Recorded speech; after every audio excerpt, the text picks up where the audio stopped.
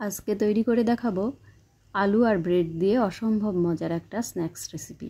Bread দিয়ে অনেক রকম স্ন্যাক্স আমরা বানাই, তবে ব্রেড দিয়ে এই স্ন্যাক্সটা একবার ট্রাই করুন।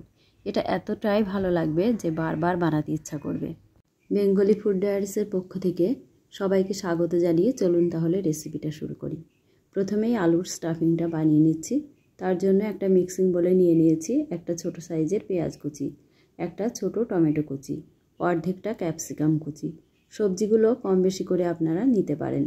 দুটো কাঁচা লঙ্কা কুচি, হাফ চা চামচ চিলি ফ্লেক্স, একটু ধনেপাতা কুচি, 1 চা চামচ চাট মশলা, হাফ চা চামচ ধনে গুঁড়ো, হাফ চা চামচ কাশ্মীরি রেড চিলি পাউডার।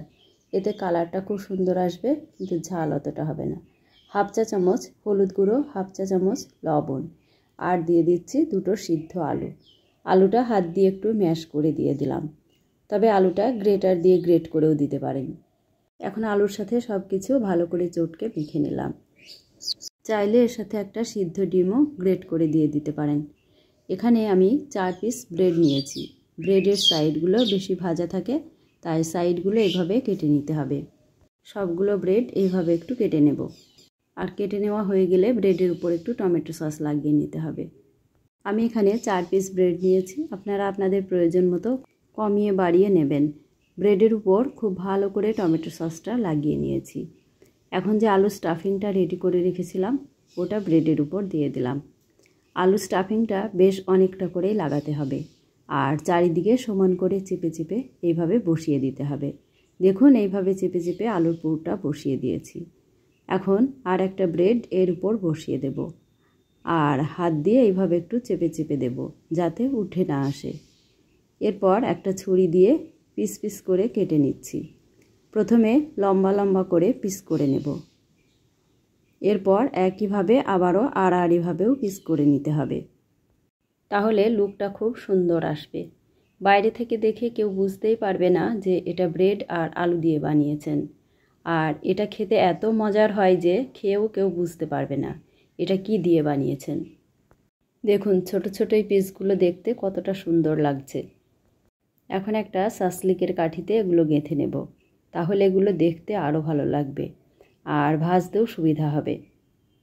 দারুণ স্বাদের এই কাটলেটের রেসিপিটা একবার বাড়িতে ট্রাই করবেন, আশা করছি আপনাদেরও ভালো লাগবে। একইভাবে সবগুলো ব্রেড কেটে নেব আর এইভাবে সাসলিকের কাঠিতে গেঁথে নেব। দেখেই বুঝতে পারছেন কতটা লোভনীয় হতে চলেছে এটা। এখন একটা ময়দার ব্যাটার বানিয়ে নিতে হবে। তার জন্য এখানে নিয়ে নিয়েছি 1/4 কাপ ময়দা, আর নিয়েছি 2 টেবিল চামচ চালের গুঁড়ো, 1 চা চামচ লাল লঙ্কার গুঁড়ো, 1 চা চামচ ধনে গুঁড়ো, 1 চা চামচ সাদা তিল, আর হাফ চা চামচ লবণ। এখন শুকনো উপকরণগুলো ভালো করে মিশিয়ে নিলাম। এরপর জল দিয়ে একটা পাতলা ব্যাটার বানিয়ে নিতে হবে। খুব বেশি ঘন ব্যাটার এখানে বানানো যাবে না, তাহলে আবার স্ন্যাক্সগুলো মুচমুচে হবে না। এখন স্ন্যাক্সগুলো ব্যাটারে ভালো করে কোট করে নিচ্ছি। খুব ভালো করে ব্যাটারটা লাগিয়ে নিতে হবে, তারপর এটা ডিপ ফ্রাই করে নেব। এদিকে আগে থেকে একটা প্যানে সাদা তেল গরম করতে বসিয়ে দিয়েছি। তেলটা প্রথমে ভালো করে গরম করে নিয়েছি। এরপর চুলার ফ্লেমটা মিডিয়াম করে স্ন্যাক্সগুলো ভেজে নিচ্ছি। এক পিঠ হয়ে গেছে, এইভাবে উল্টে দিচ্ছি। এইভাবে স্ন্যাক্সগুলো উল্টে পাল্টে চারিদিকটা বেশ লাল লাল করে ভেজে নিতে হবে। আলু আর ব্রেড দিয়ে তৈরি এই স্ন্যাক্সটা খেতে খুবই টেস্টি হয়, সেই সাথে বানানোও খুব সহজ। যে কেউ এটা বানিয়ে নিতে পারেন। এইভাবে আপনারা বাড়িতে একবার হলেও ট্রাই করবেন, খেতে কিন্তু দুর্দান্ত হয়। আর কোনো রকম ঝামেলা ছাড়াই এটা ঘরে তৈরি করে নিতে পারবেন। তাই বন্ধুরা, রেসিপিটা যদি আপনাদের ভালো লাগে ভিডিওতে একটা লাইক করে দেবেন, শেয়ার করে দেবেন, আর কমেন্ট করে জানাবেন রেসিপিটা কেমন লেগেছে। আর চ্যানেলটা যদি এখনও সাবস্ক্রাইব না করেন তাহলে চ্যানেলটা সাবস্ক্রাইব করে দেবেন।